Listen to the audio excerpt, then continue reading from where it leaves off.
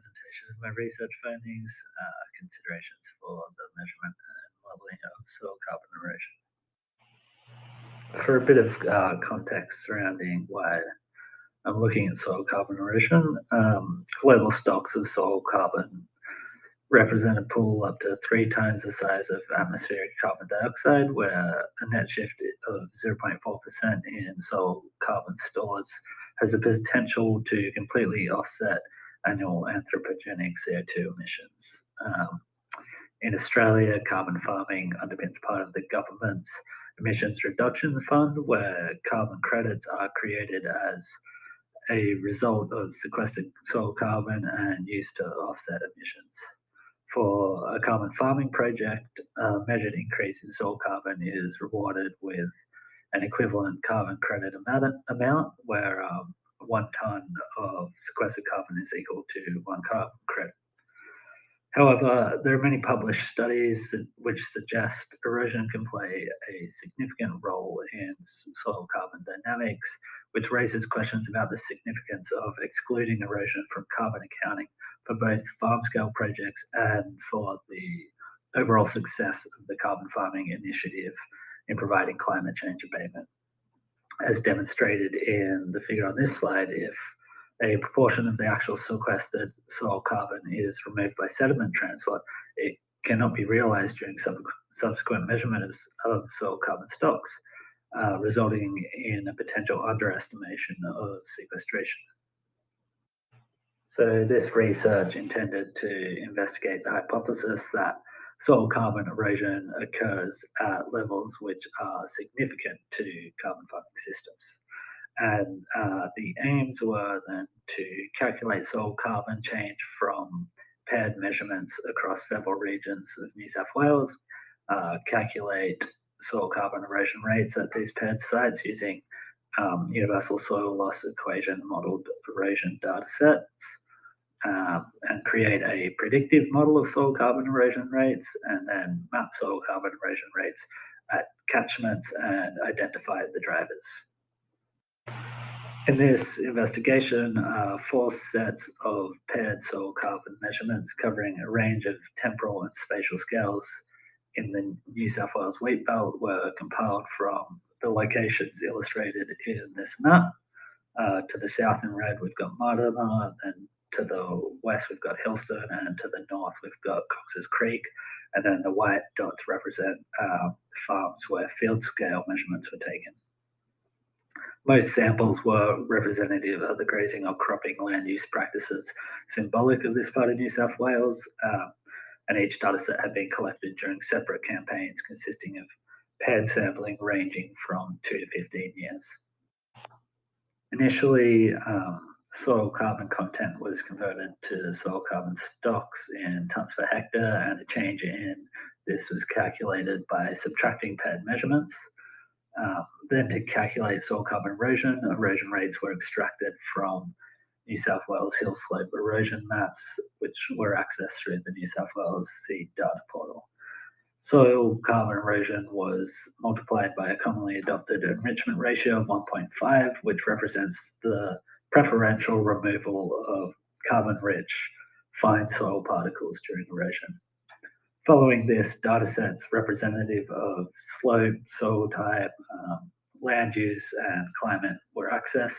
These were assessed as potential representations of the drivers of soil carbon erosion in a process of exploratory data analysis. 3 predictive models of soil carbon erosion, a linear regression, random forest, and XGB boost were developed, and these were used to select combinations of variables on the basis of optimizing model performance and simplicity. And then the optimized models were evaluated for predictive accuracy, bias, and model fit. And the best performing model was used to map the soil carbon erosion predictions across the observation areas. Across the entire data set, an average soil carbon change rate of minus 1.2 tons per hectare per year was detected. But the highest rates of soil carbon improvement were observed in Martimar Creek, which recorded an average of 1.2 tonnes per hectare per year, followed by 0.09 observed in Hillston and an average loss of minus 0.2 in Cox's Creek. This range of observations demonstrates both the depletion of soil carbon stocks, which continues in some locations, and the potential for increased carbon storage in some agricultural soils. Soil carbon erosion was calculated to occur at an average rate of 0.003 tonnes per hectare per year at samples across the catchments, and then 0.001 for field scale sampling. These rates supported studies which found that soil carbon erosion could largely be considered negligible in the context of sequestration and decomposition-induced changes of soil carbon stocks. However, the spatial variability of effect was high, leading to some cases where soil carbon erosion was more impactful if soil carbon improvement was only marginal, or where erosion rates were very high. The maximum measured soil carbon erosion rate in Muddiman Creek equated to a potential carbon crediting loss of $61,000 based on an average farm size of 1,000 hectares in Muddiman Creek. Classifying mean soil carbon erosion rates on land use revealed grazing classes recorded the highest levels of soil carbon erosion, while samples in irrigated areas recorded the lowest levels. Duplex soils also recorded the highest levels of soil carbon erosion rates across soil classes, and the general trend across slope relief classes was that of increasing soil carbon erosion with increasing steepness and relief.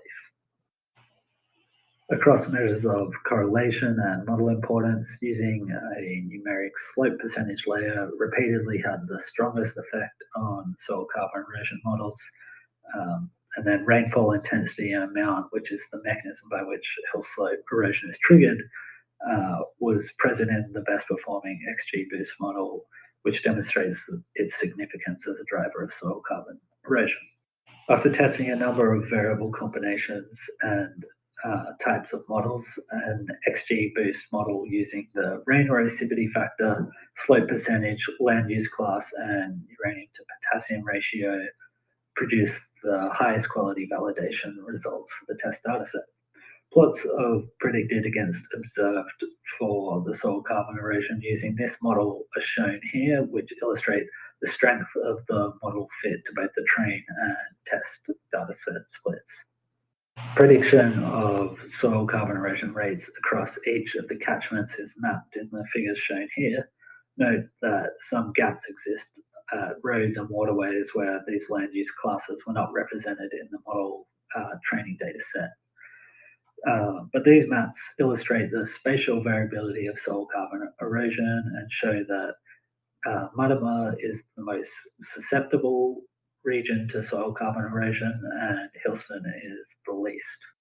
In this collection of predictors, which are mapped through Muddiman Creek, which were also used in the optimized XG boost model, we can observe the spatial influence of drivers on soil carbon erosion variability.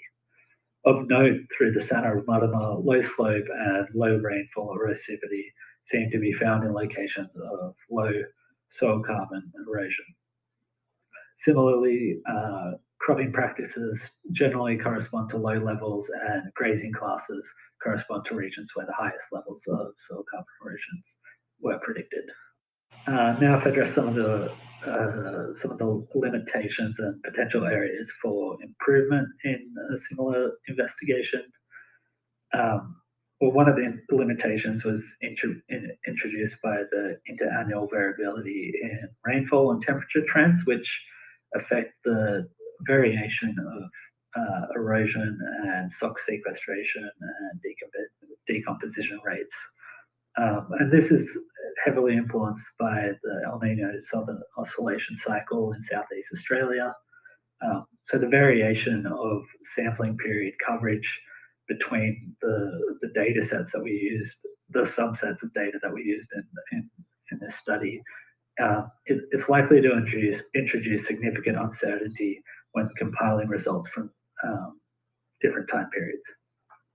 Additionally, the static assumptions of enrichment ratio is an oversimplification of preferential removal, which likely varies significantly between samples and over time. This could be better approximated by including measurements of soil fractions along a hill slope. Wind erosion estimates provided by Adrian Chappell showed that negligible levels for our observation areas were present. If we wanted to provide a more extensive map of the whole study region, we may need to include the impacts of wind erosion in the analysis.